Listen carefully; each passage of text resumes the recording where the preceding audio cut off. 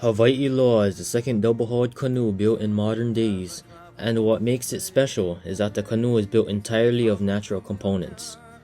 The hulls are made of wood, specifically Sitka spruce from Alaska, instead of fiberglass, and the sails were first made of lauhala. The canoe went on voyages to Nukuhiva, Tahiti, and Alaska, and has faced many challenges since then.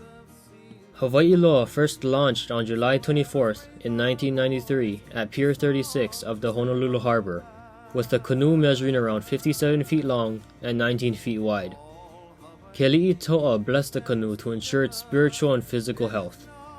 Hawai'iloa was later brought back onto land in October of 1993 to carve out 3 tons from the canoe, and launched again in July of 1994.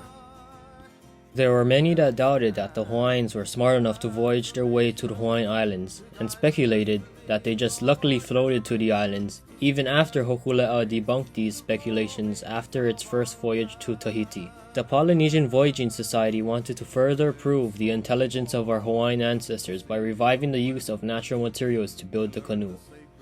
The koa trees in Hawaii were not big enough to carve a canoe, so the Sea Alaska Corporation helped the Polynesian Voyaging Society with this problem, and they found 2 Sitka spruce from Alaska that measured 200 feet tall with diameters of 7 feet. Hawai'iloa was a fisherman and a voyager that traveled many miles across the deep sea. He was the first to arrive in the Hawaiian Islands from a faraway land. The Big Island was named after him, and Maui, Oahu, and Kauai were named after his children. Hokulea was the first Hawaiian double-hulled canoe of the 1900s, and Hawai'iloa was the second. There are some noticeable differences between the two. One difference is that Hokulea has fiberglass hulls, and Hawai'iloa has wooden ones. While sailing on the 2 canoes, Hawai'iloa sails more smoothly than Hokulea because of the size and weight of its wooden hulls. Its shape also made it so that the canoe could pierce the wave that clashed in front of it.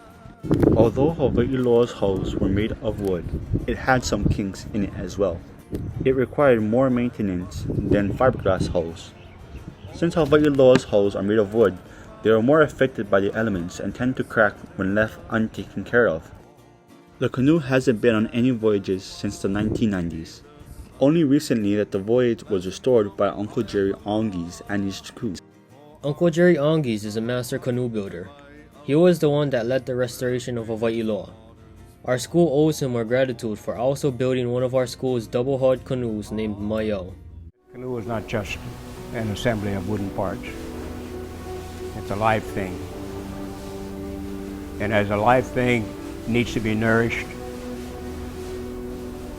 needs to be taken care of, just as we would our offspring. After Hawai'iloa's restoration, the canoe's recent use was to train people at the Marine Education Training Center in Honolulu and prepare them for the worldwide voyage. Until now, we haven't heard of any news of Hawai'iloa traveling on any more long-distance voyages. Even though this is the case, we all hope to see the beautiful canoe back, traveling across the sea, conquering even tougher challenges.